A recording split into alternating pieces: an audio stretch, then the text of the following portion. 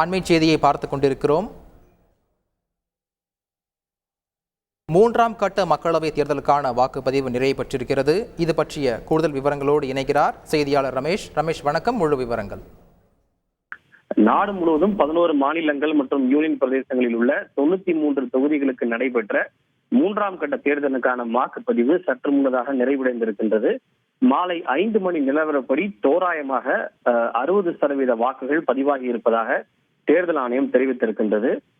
அதிகபட்சமாக பார்த்தோமேனால் காலையிலிருந்து தொடர்ந்து வரக்கூடிய நிலவரத்தின்படி மேற்கு வங்கத்தில் 73.93%, மத்திய பிரதேசத்தில் 62%, உத்தரப்பிரதேசத்தில் 55%, கோவாவில் 72%, அஸ்ஸாம் மாநிலத்தில் 74.86%, பீகாரில் 56%, குஜராத்தில் 55%, கர்நாடகாவில் 66%, மகாராஷ்டிராவில் 53%, சத்தீஸ்கரில் 66%, யூனியன் பிரதேசமான தமான் டையூவில் 65.23% வாக்குகள் பதிவாகி இருப்பதாக தேர்தல் ஆணையம் தெரிவித்திருக்கின்றது. 3ஆம் கட்ட வாக்குப்பதிவு எந்த விதமான அசம்பாவிதங்களும் இன்றி சுமூகமாகவும் அமைதியாகவும் நடந்து முடிந்திருக்கின்றது.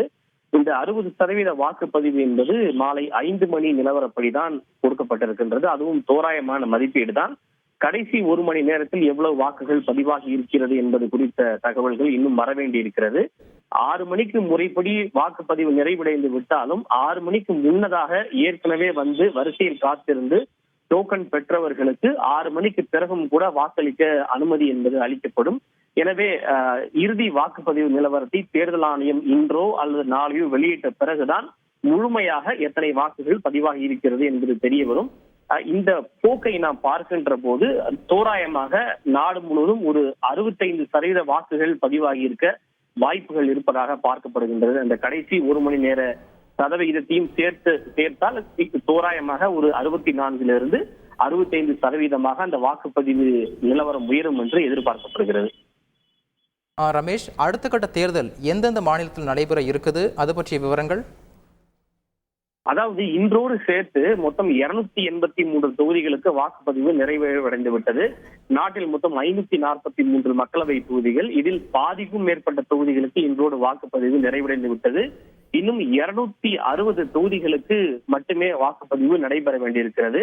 இது கண்ணை மூடி கண் திறப்பதற்குள்ளாக அடுத்து ஒவ்வொரு வாரமும் ஒரு கட்ட தேர்தல் என 4 கட்டமாக தேர்தல் நடைபெற இருக்கின்றது. அடுத்ததாக மே 13, மே 20, மே 25, ஜூன் 1 என எஞ்சியுள்ள 260 தொகுதிகளுக்கு வாக்குப்பதிவு நடைபெற உள்ளது.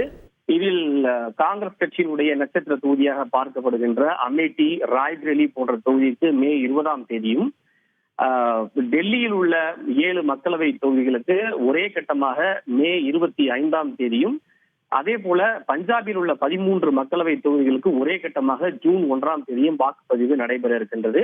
மிக முக்கியமாக பிரதமர் மோடி போட்டியிடக்கூடிய வாரணாசி தொகுதிக்கும் ஜூன் 1ஆம் தேதி கடைசி கட்டத்தில் வாக்குப்பதிவு நடைபெற இருப்பது குறிப்பிடத்தக்கது. எனவே ஒவ்வொரு வாரமும் ஒரு கட்ட தேர்தல் என்கிற அடிப்படையில் அடுத்தடுத்து 4 கட்டங்களாக எஞ்சியுள்ள தொகுதிகளுக்கு வாக்குப்பதிவு விறுவிறுப்பாக நடைபெற உள்ளது.